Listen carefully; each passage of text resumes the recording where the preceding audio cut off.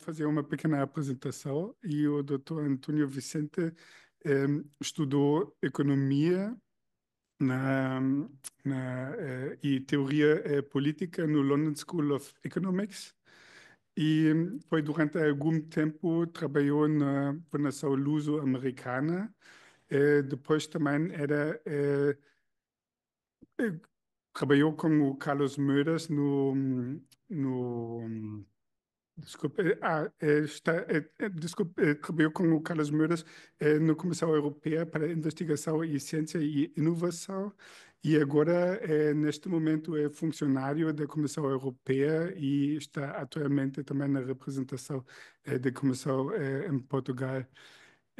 E esta é uma coisa muito interessante quando nós falamos a primeira vez, ou quando nós tivemos o nosso primeiro encontro, era alguns meses e é impressionante, eu acho agora, passando deste mês, parece que estamos num outro mundo quase. E lembro-me, era uma conversa muito agradável e estávamos a ver aqui do edifício Jean Monnet para o Tejo e não estava a chover como hoje, mas de facto não estava a imaginar que agora aquela palestra vai acontecer algumas circunstâncias completamente diferentes e neste sentido eu acho que vai hoje haver uma palestra muito interessante, aquelas crises ou a gestão de crises na União Europeia. Esta é uma questão muito, muito up-to-date, muito atual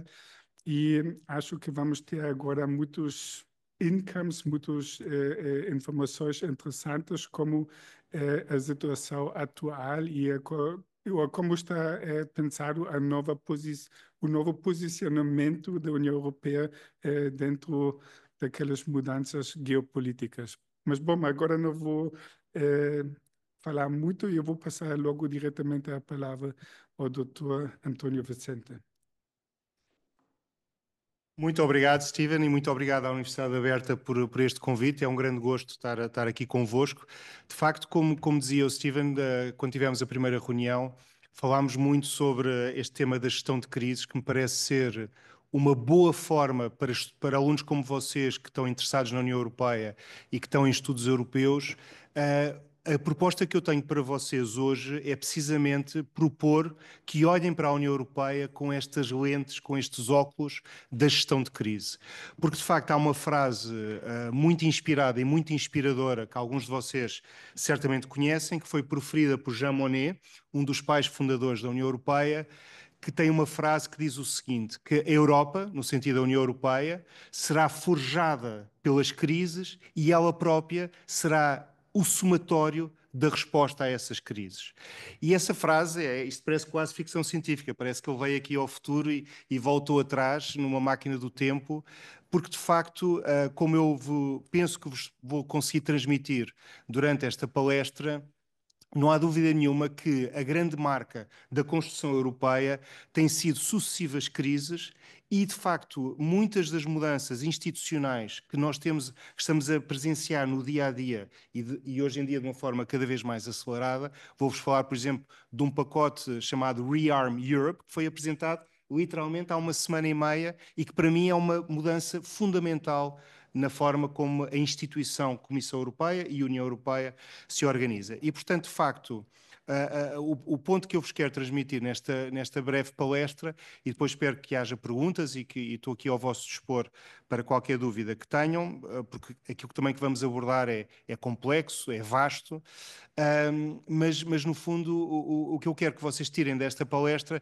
é precisamente que esta área emergente, e que já falámos sobre isso, há alguns académicos europeus, Luc van Middelaar, Adam Tooze, outros, que estão a olhar para a União Europeia sob esta perspectiva da gestão de crise e penso que é um campo muito fértil dos estudos europeus que penso que vai ser promissor para o futuro. Eu próprio, como disse ao Steven, dou uma cadeira de mestrado na Nova, na Universidade Nova, precisamente sobre este tema de governança e gestão de crise, e tenho sentido que os alunos respondem bastante bem Porque, no fundo, ao perceber-se como é que a União Europeia gera estas crises, é uma forma também de vocês terem uma noção mais realista do dia a dia de como é que as instituições funcionam. O que eu vos vou transmitir nesta palestra, e com isto acaba a introdução, é um bocadinho o que é que tem sido a minha investigação sobre estes temas, mas também a minha experiência prática. Como diz o Steven, eu, por azar ou por sorte, trabalhei em equipas que muitas delas foram centrais na resposta a algumas destas crises. Em 2011 trabalhei numa equipa no governo português que fazia o interface com a Troika, portanto com o FMI, com o BCE e com a Comissão Europeia, depois da crise financeira que houve em Portugal e do programa de ajustamento.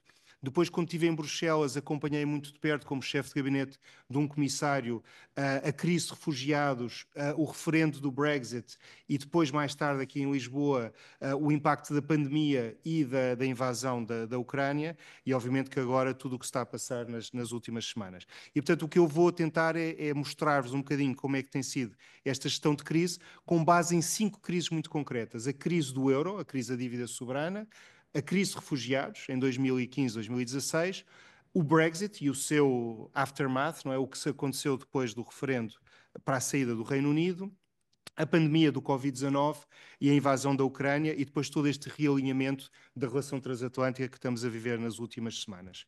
E para isto, o primeiro conceito teórico que eu vos queria apresentar é o conceito da policrise.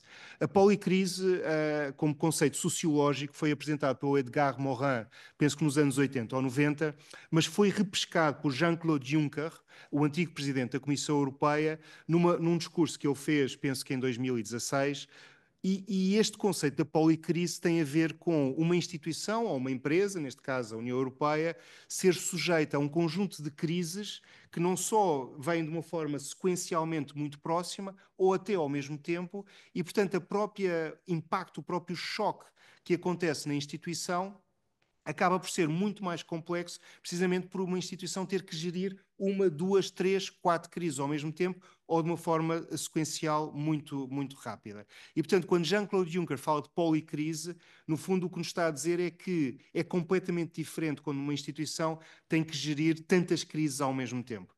Tem aspectos muito negativos, mas também, como eu vou transmitir, tem alguns aspectos positivos. Por exemplo, às vezes algumas lições da gestão de uma crise são recicladas de uma forma positiva para a gestão de uma crise que venha a seguir. Mas, obviamente, que a maior parte das problemáticas que isto cria são mesmo isso, são problemas e acentuam essa própria crise. Porquê? Porque temos fadiga. Quando uma instituição já está cansada de gerir uma crise, depois vem outra crise a seguir, e, obviamente, cria dinâmicas depois que são muito difíceis de destrinçar. Eu dou sempre este exemplo que vem do Tucídides, que é que na famosa Guerra do Peloponeso, na Grécia Antiga, poucas pessoas têm esta noção, eu próprio só aprendi isto há pouco tempo, que enquanto a Atenas estava em luta com Esparta, e portanto estava a ter uma guerra que acabou por perder, ao mesmo tempo teve uma praga, ou seja, teve que ainda hoje em dia os historiadores médicos não sabem muito bem o que é que aconteceu, mas houve uma espécie de um Covid-19 que matou 1/3 da população ateniense. E, portanto, no fundo é vocês pensarem, uma policrise é isto mesmo. Imaginem que a Ucrânia, ao mesmo tempo que enfrentava uma invasão da Rússia, ao mesmo tempo tinha uma praga que matava 1/3 da sua população. Imaginem a complexidade acrescida. É disto que falamos quando falamos de policrise. E, portanto, vou-vos falar de 5 crises, começando com a crise do euro. A crise do euro, como sabem, começou em Wall Street, nos Estados Unidos, a queda da Lehman Brothers, rapidamente transmitiu-se aqui, devido à interconexão económica, à Europa, mas na Europa, rapidamente, uma crise que era uma crise bancária tornou-se uma crise de dívida soberana. Ou seja, os bancos estavam muito ligados em termos de compra da dívida pública. Tínhamos acabado de criar o euro há muito poucos anos. Hoje em dia sabemos, em retrospectiva, que a arquitetura do euro estava inacabada. Não tínhamos, por exemplo, um FMI europeu, não tínhamos nenhum mecanismo de ajudar países que sofrem um choque exógeno, como dizem os economistas, como esta crise financeira.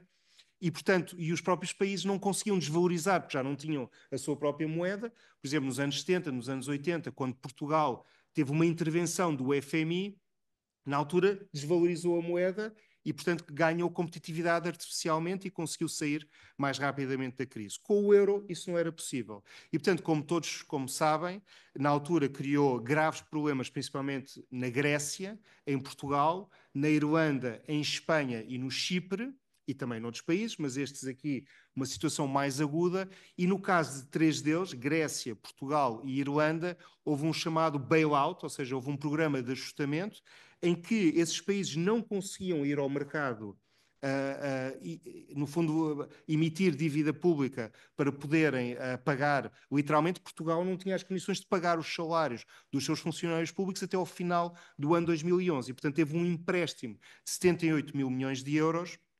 E como contrapartida desse empréstimo, teve que cumprir um conjunto de medidas muito drásticas de austeridade. E eu precisamente trabalhava na equipa que acompanhava, e portanto era o polícia mau, era uma posição, como devem calcular, bastante difícil, em que no fundo o nosso dia a dia era assegurar que os vários ministérios tinham que implementar as medidas os quais o Estado português tinha comprometido e ao mesmo tempo tínhamos que negociar constantemente com as equipas técnicas da Troika e também tentar resistir a algumas medidas de maior ingerência que era no fundo devido à sua posição de leverage negocial que tinham. E, portanto, o que é que foi aqui a resposta a esta crise da dívida soberana? Isto, de facto, hoje em dia é fácil desvalorizarmos, porque, de facto, depois as coisas aconteceram, mas isto, de facto, podia ter levado ao fim do euro. Havia, aliás, um headline muito famoso do Financial Times, do Wolfgang Munchau, se não me engano, que dizia o euro vai acabar na sexta-feira, ou qualquer coisa assim desse género. De facto, nós estivemos muito perto de aquilo que era uma das maiores conquistas do projeto europeu, a moeda única, que era ainda por cima um jovem bebé, ainda nessa altura, teve por muito pouco para colapsar. Porquê? Porque, de facto, esta arquitetura do euro estava inacabada, não tínhamos os tais mecanismos de ajudar os Estados-membros. Criou-se depois uma dinâmica, até sociologicamente e de comunicação política fascinante, em que, no fundo, se criou umas narrativas muito simplistas do Norte contra o Sul. Lembram-se bem da ideia do Clube Med, dos pigs. No fundo, esta ideia muito simplista, que alguns ministros, infelizmente, entraram neste discurso bastante simplista, de que no Norte havia umas pessoas puras e boas e virtuosas, que poupavam, que eram responsáveis, e no Sul havia umas pessoas irresponsáveis, que andavam a free ride destas facilidades do euro. E, portanto, criou aqui, eu chamei isto uma espécie de uma crise endógena, porque era uma crise, é exógena no sentido em que veio dos Estados Unidos, mas que rapidamente tornou-se uma crise endógena porque criou cisão entre o Norte e o Sul, criou uma enorme cisão sobre como é que se deveria responder a esta crise, com visões muito diferentes à volta do Conselho. Foi uma crise em que a Comissão Europeia perdeu muito poder e o Conselho e alguns líderes, como Angela Merkel, por exemplo, ganharam muito poder. E, portanto, criou aqui também uma dívida, uma crise institucional na própria União Europeia. Só este tema dava para uma aula inteira, mas aqui o que eu queria salientar eram dois ou três aspectos da crise que, a meu ver, isto é a opinião pessoal, não em nome da Comissão Europeia, mas que mostram que na altura houve, de facto, uma deficiente resposta à crise do euro. Em primeiro lugar, um grande sintoma disso é que tivemos que chamar o FMI. Ora, não é normal que faça uma crise que era essencialmente na zona do euro, temos que recorrer a uma instituição chamada Fundo Monetário Internacional, no qual, obviamente, somos acionistas, mas que tipicamente intervia quando foi a crise asiática, aliás, há uma frase famosa do Sarkozy que dizia o FMI, nem pensar, o FMI é para o Burkina Faso, ou seja, na Europa nós temos os nossos mecanismos, mas havia, na altura, muito na Alemanha, devo dizer, havia uma noção de que we cannot trust the European Commission, ou seja, que a Comissão Europeia, como representante destes 28 Estados-membros na altura, não teria a imparcialidade suficiente para gerir estes programas de austeridade e, portanto, que era preciso fazer este outsourcing para o FMI. Pronto, isso depois dá pano para mangas. Na minha opinião pessoal, que lidei com eles, acho que o FMI tinha um deficiente conhecimento daquilo que são o que é um programa de ajustamento de uma democracia madura. E, portanto, nós aqui em Portugal, por exemplo, lidámos com várias decisões do Tribunal Constitucional que reverteram medidas de austeridade e nós tivemos que encontrar medidas alternativas e isto, de facto, era algo muito difícil para o FMI compreender e, de facto, houve aqui muitas dificuldades acrescidas porque a Europa, nesse estado nascente do euro, ainda não tinha as instituições para responder. Finalmente, só para acabar este tema, houve a famosa frase "whatever it takes", do Mário Draghi, presidente do Banco Central Europeu, que obviamente que foi interpretada corretamente pelos mercados como um comprometimento do BCE de que iria, de facto, teoricamente, no fundo, deixou no ar a ideia que o BCE estaria disposto a intervir e, no fundo, isso acabou por baixar o preço da dívida pública e, de facto, também e aí obviamente eu sou enviesado, mas penso que o sucesso que houve em Portugal na execução do programa de ajustamento, que mal ou bem acabou por fazer reformas muito importantes na própria arquitetura das finanças públicas portuguesas e fizeram-se várias alterações regulamentares que criaram depois uma maior dinâmica, por exemplo, do setor exportador e do setor do turismo e de facto depois Portugal ao fim de 3 anos foi capaz de sair desse programa. Portanto aqui os takeaways desta primeira crise é que de facto houve muito improviso, houve uma falta de confiança nas próprias instituições europeias, mas acabámos depois por conseguir, nós europeus, mal ou bem, de mudar algumas instituições. Hoje em dia temos o ESM, o European Stability Mechanism, hoje em dia temos uma união bancária que não está completada, mas que evita que a dívida soberana esteja tão dependente da banca, e temos um conjunto de instrumentos de macroeconomic surveillance, de vigilância macroeconómica, que fazem com que alguns dos erros de finanças públicas que Portugal, Grécia, Chipre, etc., fizeram, neste momento é muito mais difícil que aconteçam, porque há mais instrumentos para coordenar e para antecipar. A segunda crise que vos queria falar é a crise de refugiados. Como alguns se lembram também, tivemos um muito rápido influxo de refugiados e também de migrantes económicos, cerca de 1 milhão em poucos meses. Essencialmente entraram por 2 países e 2 países apenas, Grécia e Itália. Penso que cerca de 75, 80% pela Grécia. E reparem, a Grécia, policrise. A Grécia que tinha acabado de ser uma das principais palcos da crise do euro, no fundo, de repente estava a ter que enfrentar esta enorme chegada de refugiados. Aí a Alemanha, a chanceler Merkel, teve uma posição de muito maior abertura e, de uma forma controversa, mas decidiu a integrar muitos desses refugiados. Países como Portugal, obviamente que numa escala muito mais pequena, mas também se ofereceram voluntariamente para receber mais refugiados. Mas tivemos aqui um problema, antes de mais, um problema de políticas públicas gravíssimo, em que 2 países, a Itália e a Grécia, tiveram que enfrentar, para além de todas as consequências trágicas humanitárias que tivemos, com as mortes que tivemos no mar Mediterrâneo. A essa altura eu lembro de ver uma estatística que a atividade criminal que mais cresceu nesse ano foi precisamente os illegal smugglers, foi a atividade criminosa que mais cresceu nesse ano, obviamente, porque houve redes criminosas que começaram a transportar essas pessoas em condições subhumanas. Obviamente, pegando aqui na resposta, mas antes disso também nas consequências sociológicas, falei-vos do tal Norte-Sul, aquilo que aconteceu foi uma grande quebra de solidariedade, porque se houve alguns países que decidiram que nós tínhamos uma obrigação, até pelo direito internacional público, de acolher refugiados, obviamente separando aqueles que são efetivamente asylum seekers e aqueles que não são, e devolver à sua proveniência aqueles que são migrantes económicos.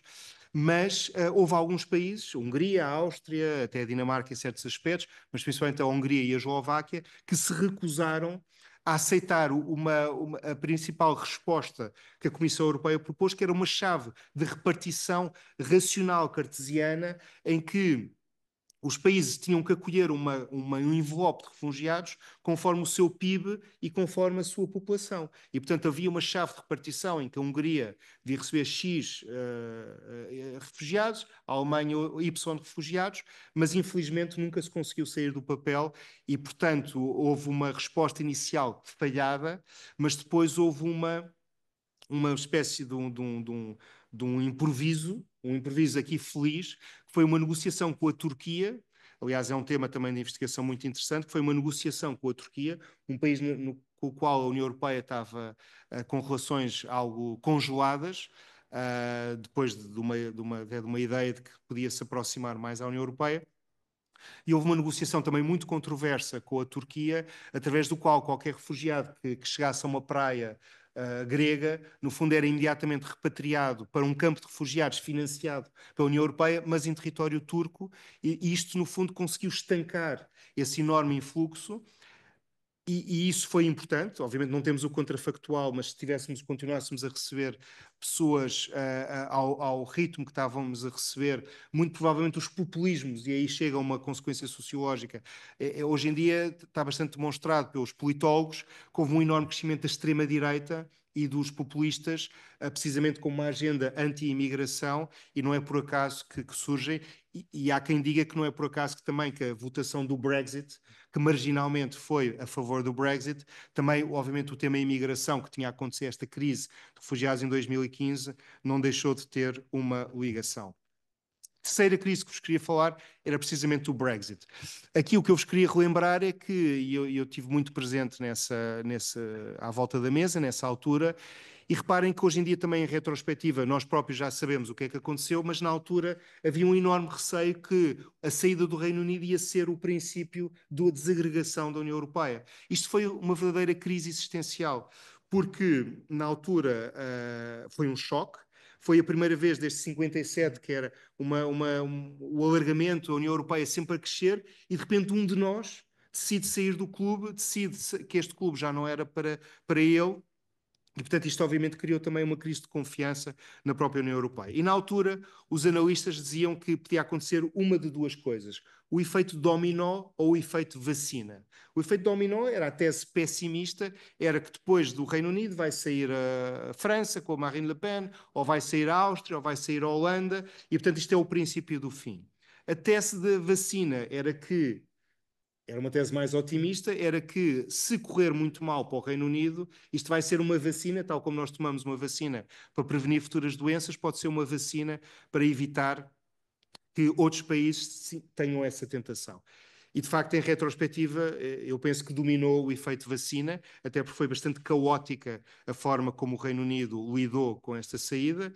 Como vos disse, eu aí trabalhei na equipa debaixo do negociador-chefe Michel Barnier, que fez a negociação com o Reino Unido, e de facto foi bastante confrangedor ver a forma como o próprio Reino Unido entrou para este processo sem ter um bocadinho uma noção do que é que se estava a meter.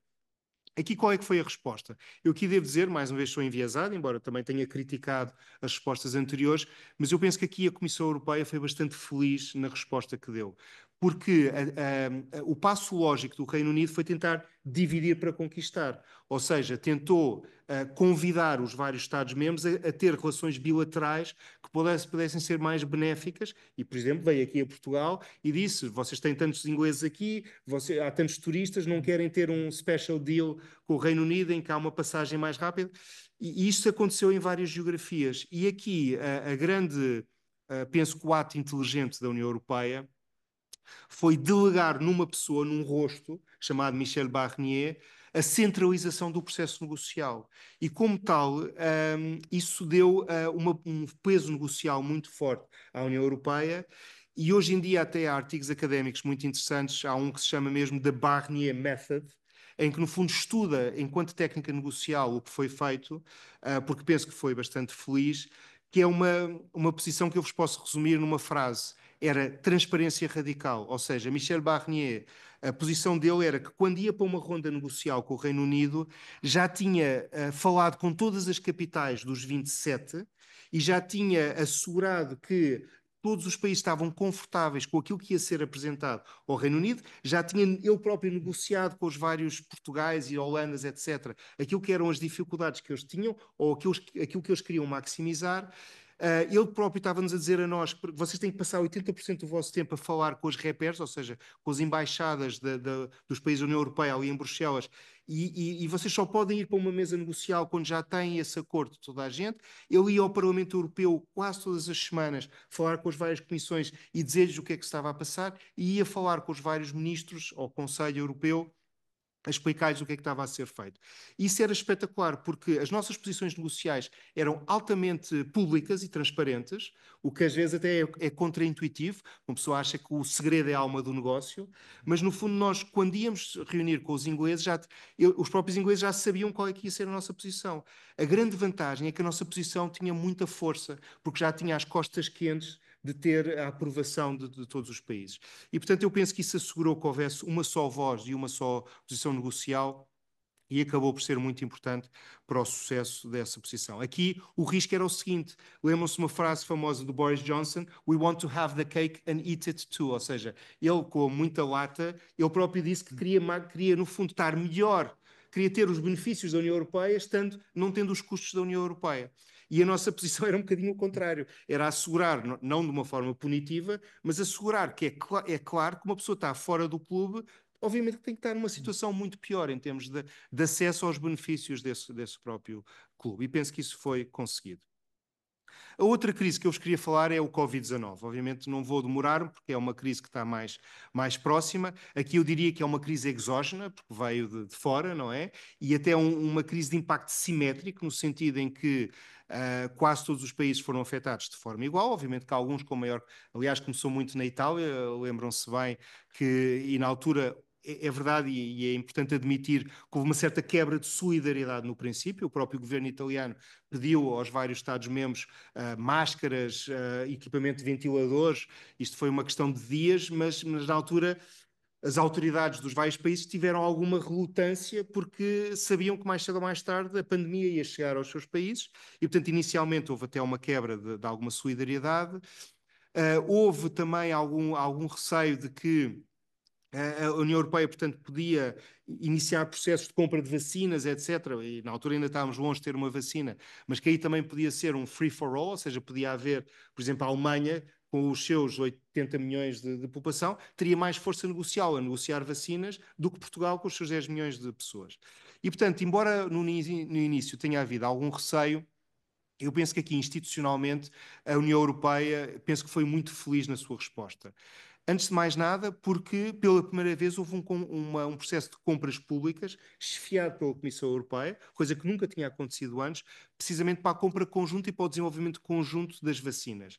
E isto o que é que permitiu? Aqueles que estão aqui a ouvir-nos, que percebem mais de economia, sabem que quando alguém vai negociar em nome de 450 milhões de clientes, tem muito mais força negocial, obviamente, quem vai negociar em nome de 10 milhões de clientes.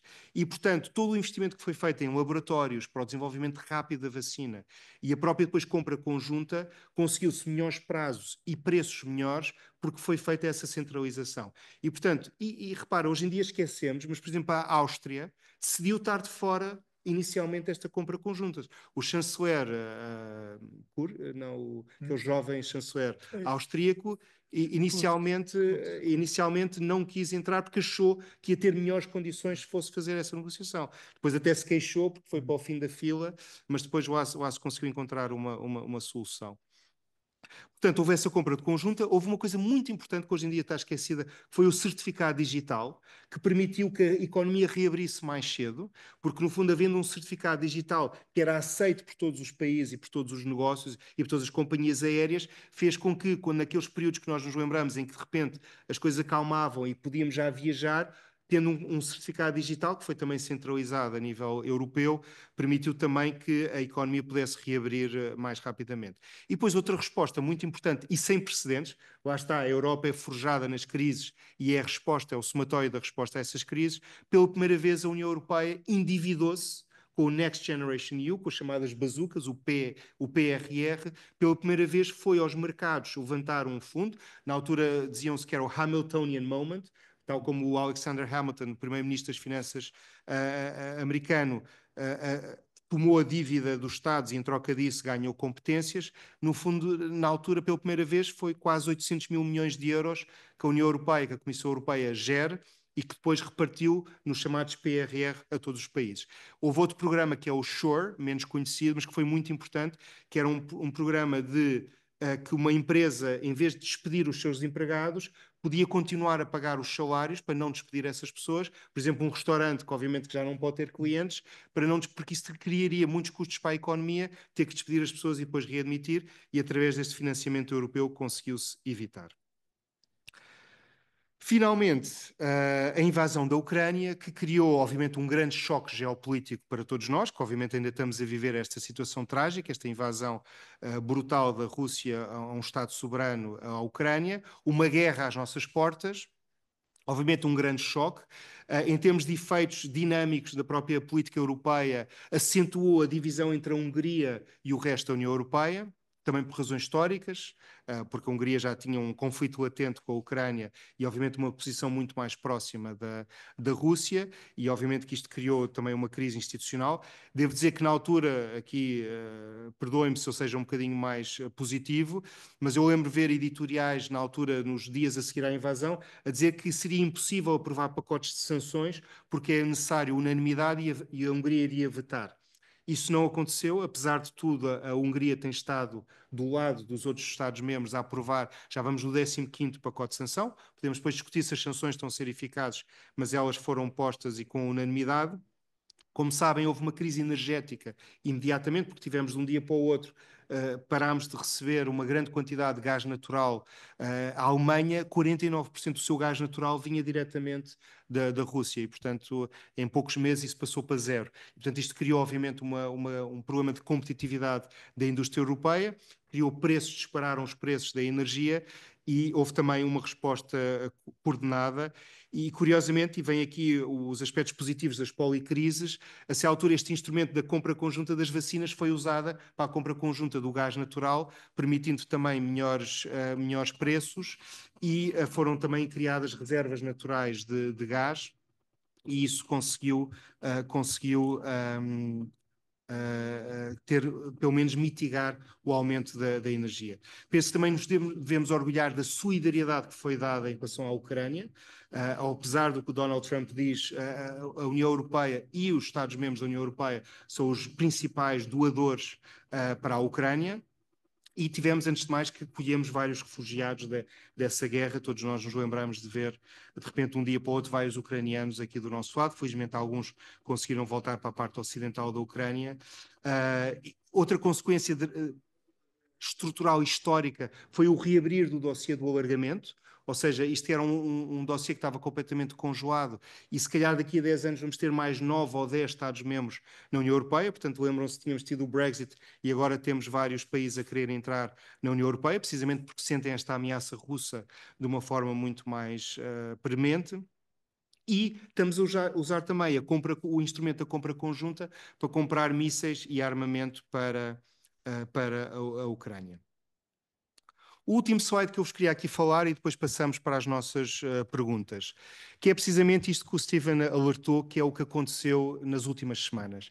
E há, de facto, uma frase famosa que também tem sido muito citada do Lenin, que tem sido muito citada nos últimos dias, que ele, a essa altura, terá dito que há décadas em que nada se passa e há semanas em que décadas se passam. E, de facto, as últimas semanas temos sentido que várias décadas têm ocorrido. E há quem diga, talvez de uma forma um bocadinho dramática, que o que aconteceu nas últimas semanas, desde a eleição de Donald Trump, é um bocadinho um realinhamento radical de uma posição, de uma relação transatlântica e de uma constante e de uma linha de força da política externa da Europa e do Ocidente, que tem cerca de 80 anos, que vem desde o pós-guerra, desde pelo menos 49 da criação da NATO, e que no fundo em poucas semanas temos um novo chanceler alemão, por exemplo, que a primeira coisa que diz quando vai à televisão no dia em que há os resultados eleitorais é que já acabou, este mundo acabou, wake up and smell the coffee, porque no fundo já não podemos depender deste guarda-chuva nuclear. E ainda estamos todos um bocadinho a perceber que mundo é este que estamos a criar, e aí eu costumo usar um discurso do Josep Borrell, um discurso que ficou famoso há cerca de 2 anos, em que ele disse de uma forma bastante radical, como eu penso que se tem que dizer nestes momentos difíceis, que no fundo a União Europeia, apesar dos seus aspectos extraordinários, daquilo que nós vimos conseguindo alcançar, de facto nós nas últimas décadas fizemos um certo outsourcing da prosperidade à China, através da globalização, fizemos um outsourcing da defesa aos Estados Unidos, através da NATO e do guarda-chuva nuclear, e fizemos um outsourcing da nossa energia à Rússia. Obviamente que isto é uma simplificação, mas tem muito de verdade. E, portanto, nós, europeus, beneficiámos de ventos muito favoráveis nos últimos 20, 30 anos. Esses ventos favoráveis não só acabaram, como em muitos casos deixaram de ser ventos de popa e são ventos de frente agora, e portanto, e foi tudo ao mesmo tempo, ou seja, a pandemia chamou-nos a atenção que estávamos excessivamente dependentes da China, e agora fala-se do de-risking da relação com a China, é um tema muito premente na Alemanha, e que eu acho que a Alemanha ainda não acordou para as consequências disso. A invasão da Ucrânia exportou-nos para que, no fundo, acabou o período do gás natural barato e dos combustíveis fósseis baratos vindos da Rússia. E o que está a acontecer nas últimas semanas com a eleição de Trump é que também temos que ter, de facto, uma autonomia estratégica urgentemente.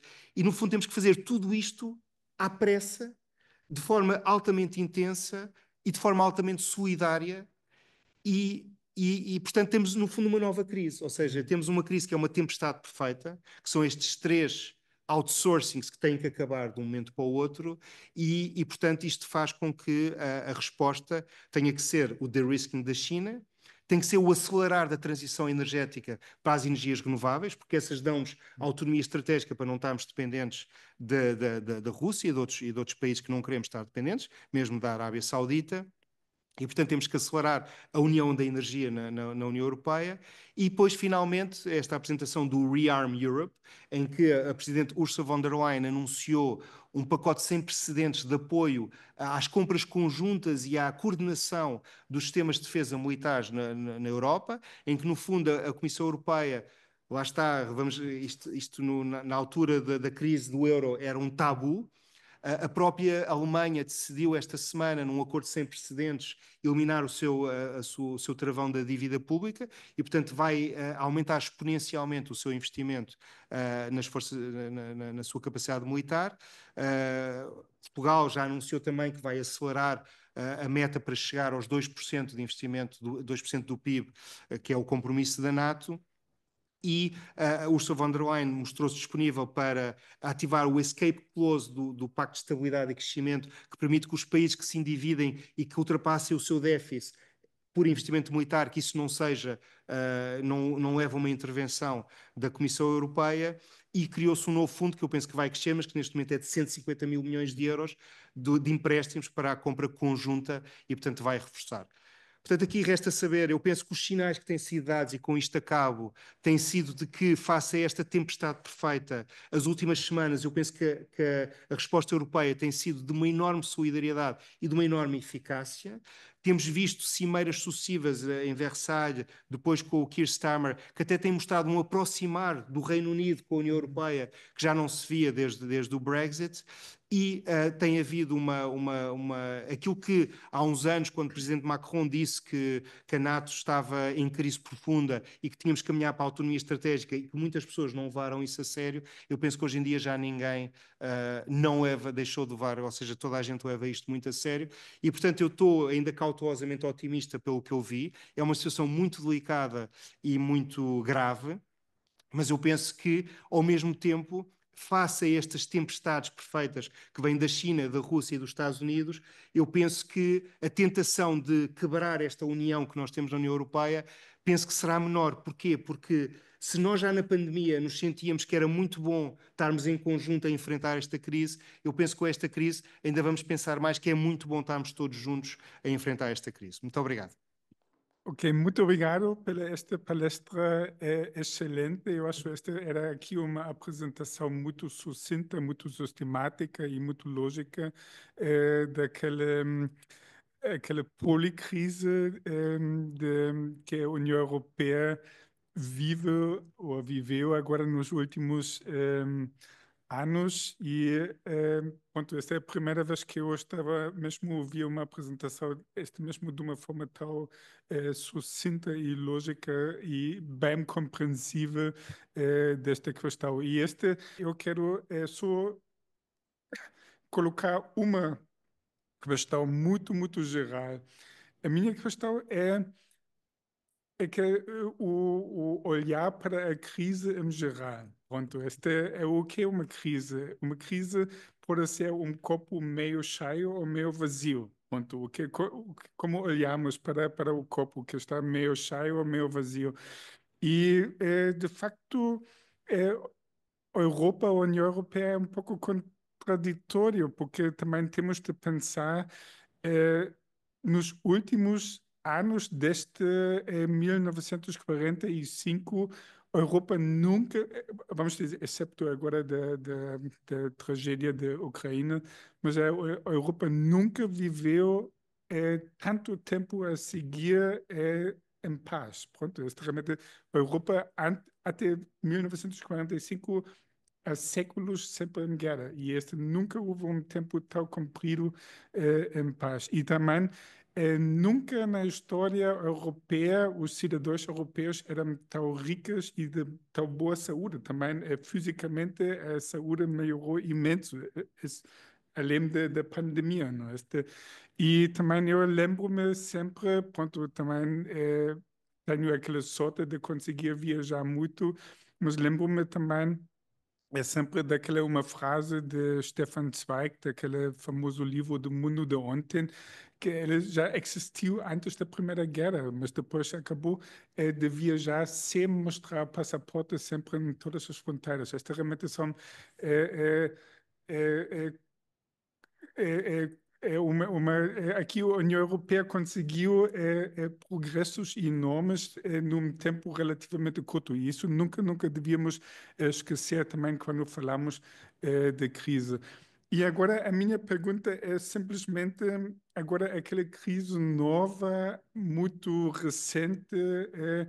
Eu estou aqui também bastante optimista que vamos conseguir isso e vai, ao final, a União Europeia, a Europa vai sair desta crise mais forte, porque eu acho que já vi alguns sinais que também o António disse que aqui é já uma nova reunião, mais ou menos, com a Inglaterra, a União Europeia.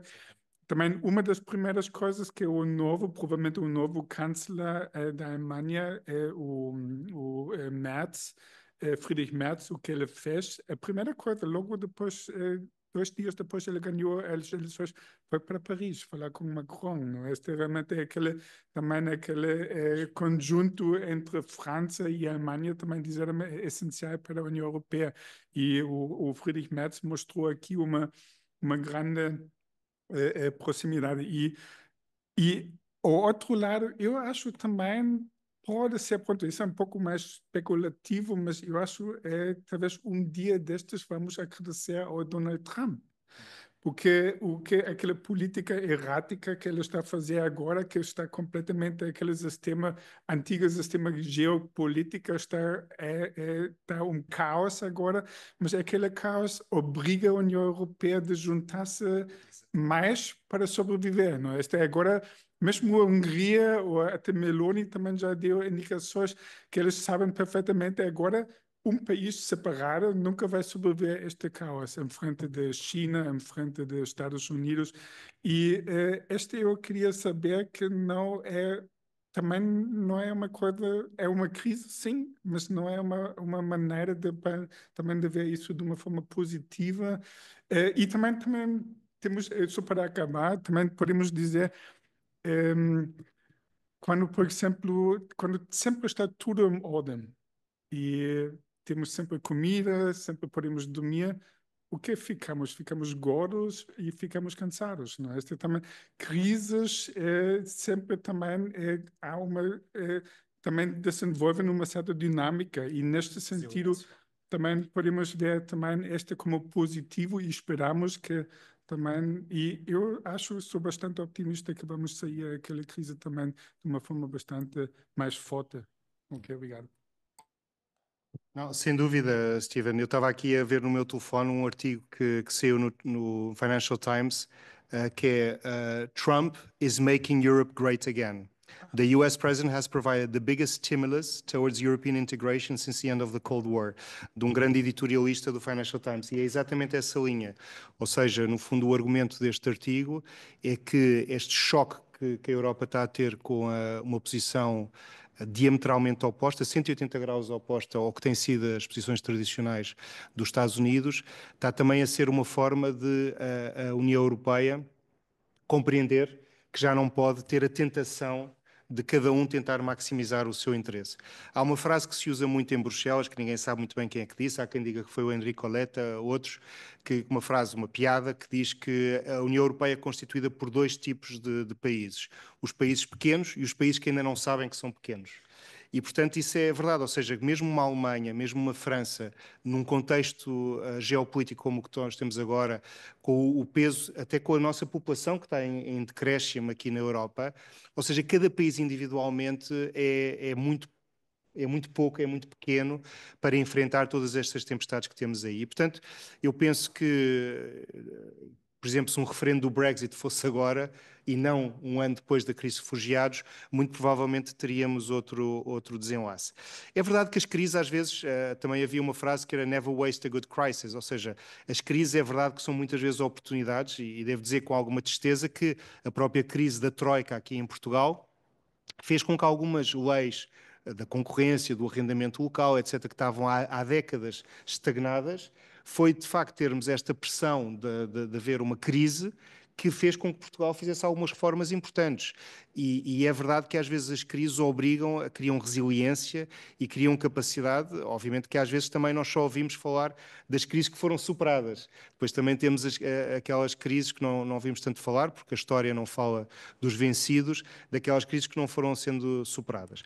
Mas dito isto, eu acho que a União Europeia também tem aqui um aspecto muito importante, é que neste momento, somos também, talvez, a única área do mundo atual que é claramente pró-democracia liberal e que está claramente a defender valores do iluminismo, se quiserem, e está cada vez mais isolada a defendê-lo. Isto também nos cria uma obrigação quase pessoal de cada um de nós, muito, muito forte, porque também devemos dizer, eu acho que também há, o Donald Trump é uma pessoa que tem, infelizmente, muito poder, mas os Estados Unidos também têm ciclos e, portanto, também não podemos, e é por isso também que os líderes europeus têm continuado a fazer a ter a esperança que haja um relacionamento normal, tão normal quanto possível, e que não se cortem os laços com os Estados Unidos.